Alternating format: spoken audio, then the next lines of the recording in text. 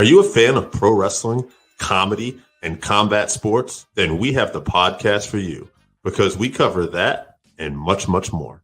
Do you like to debate with your friends? Do we have the perfect segment for you? It's the 531, where we take any given subject, break it down to a top 5. From there, we debate it down to 3, and then into that number 1 spot. If you want to get a hold of us, find us on our social medias. Search Working Fans Podcast on any major social media platform. And if you want to find the podcast, search for us on any major podcast platform, as well as YouTube. Working Fans Podcast. We put in the work so you don't have to.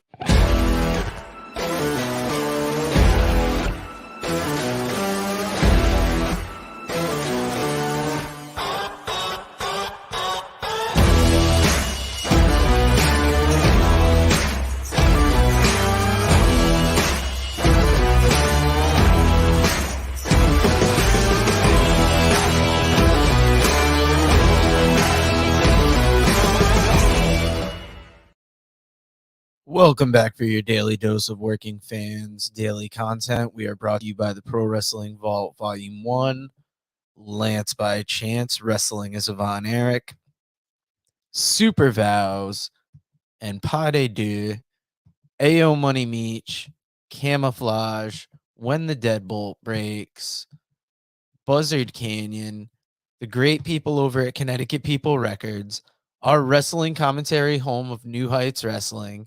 And today we will be talking the Windy City Riot show that happened this past weekend, as well as Battle of the Belts 2.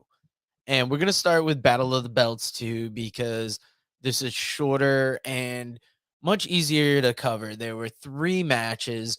The first match was the AEW TNT title match between Sammy Guevara and Scorpio Sky, and this was a good enough match to kick it off. Overall, I thought this Battle of the Belts was slightly better than the first one, but I wasn't happy with the ending on this first match. Sammy Guevara beats Scorpio Sky, wins the title in 12:54. I'm just not a fan of Sammy's character right now. What they're doing with him on TV, to me, feels like go away heat, and I'm just not enjoying it. I'll give it time. We'll see where it goes. This was followed up by the ROH World Title match between Jonathan Gresham and Dalton Castle. I enjoyed this match a lot better, but I'm also an older school, not older school, but I've liked ROH for a while. I like Jonathan Gresham as the current champion. Dalton Castle was a world champion for them. I wouldn't say the most obvious pick necessarily, but his run was cut short due to back injury, and that really kind of cut his reign shorter than it could have been, but it made him a credible challenger, and he was back with the boys on TNT, which I was kind of surprised about because I thought they were off doing their own thing now, but they were here for this, and Gresham got the win in 9 minutes and 34 seconds. This was a great match. Gresham continuing on that run that he's had. And the main event of this event was Thunder Rosa defending her AEW Women's World title against Nyla Rose.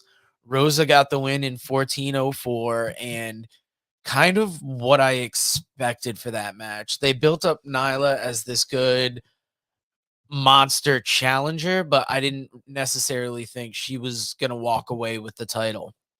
Now, also on Saturday night was New Japan Pro Wrestling put on Windy City Riot. And the first match on that card, there was a dark tag team match, which must have been great in the arena, with Rocky Romero and Wheeler Yuta defeating Kevin Knight and the DKC at 9:30. Yuta, since he's joined Blackpool Combat Club, has shown that tougher edge, and I think he would. I haven't seen much New Japan Strong. I believe he was on there, but he's a perfect fit for the system. Now, the match we got to kick off the pay-per-view was the factory of Aaron Solo, Nick Camarado, and QT Marshall taking on the LA Dojo of Clark Connors, Carl Fredericks, and Yu Uemura. And this was kind of built as what was the better dojo, the factory or the LA dojo, and getting a ton of heat with the fans. The factory of Solo, Camarado, and Marshall won in 11:56. It'll be interesting to see if this rivalry further plays out. I believe the next event is in Washington. This 6-man tag match was followed up by a 10-man tag match with Alex Coughlin, Chris Dickinson, Fred Rosser, Josh Alexander, and Ren Narita taking on Team Filthy, made up of Black Tiger, Danny Limelight, Jarrell Nelson, JR Kratos, and Royce Isaacs. This match was amazing, seeing Dickinson back in the ring after a while, continuing Fred Rosser's rivalry with Tom Lawler. Josh Alexander looked great in the ring. And obviously, Ren Narita still kind of making his way, learning his craft. Always good to see him in the ring. Danny Limelight and Royce Isaacs, former guest of the show, looking great in the ring. But in the end, Coughlin, Dickinson, Rosser, Alexander, and Narita got the win in 13:50. This was followed by a New Japan Strong openweight title match, Tom Lawler versus Yuji Nagata. These guys were already set to wrestle, and it wasn't set up as a title match. But Yuji Nagata gets in the ring, says, why don't we put the title on the line?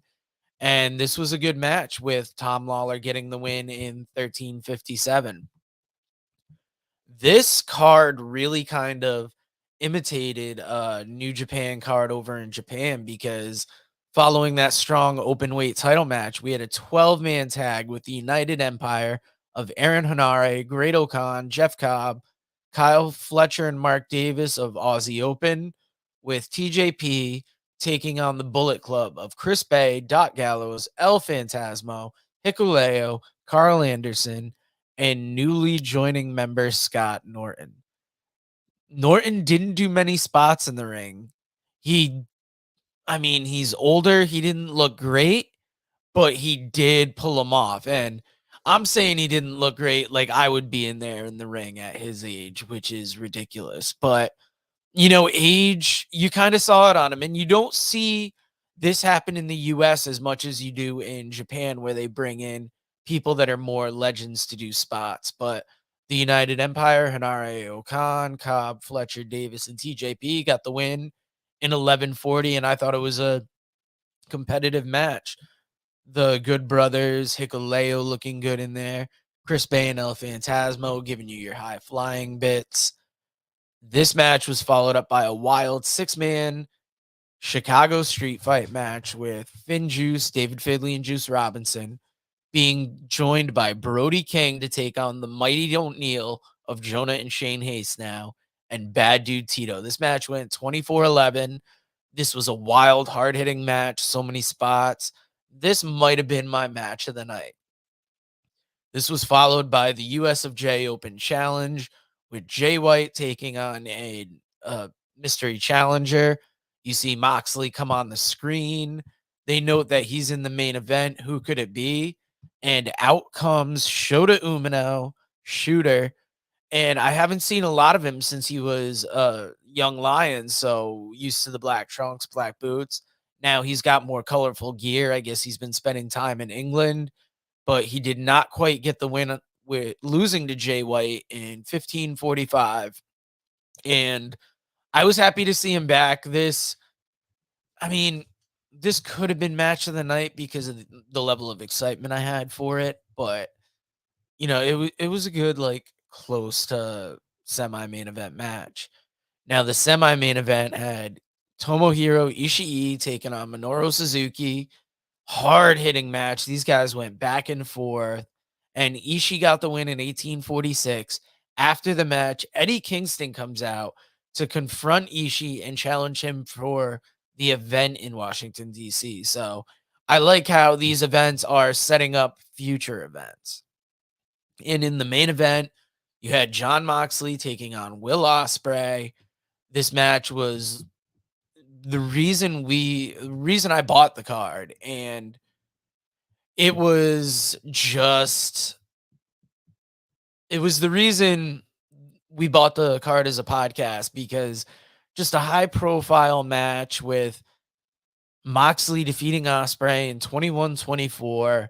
There was blood, there was action. Like, my two matches of the night are the 6-man tag, this, and then Ishii Suzuki if you needed a 1, 2, 3. But this past weekend gave us a good amount of cards, and we'll see what this week brings for us. As you know, tomorrow we're looking to cover the Monday Night Raw numbers on the daily content. Wednesday, we're looking at NXT numbers. Thursday, we're looking at Dynamite numbers. Friday, we'll look at the upcoming weekend's events if there are any.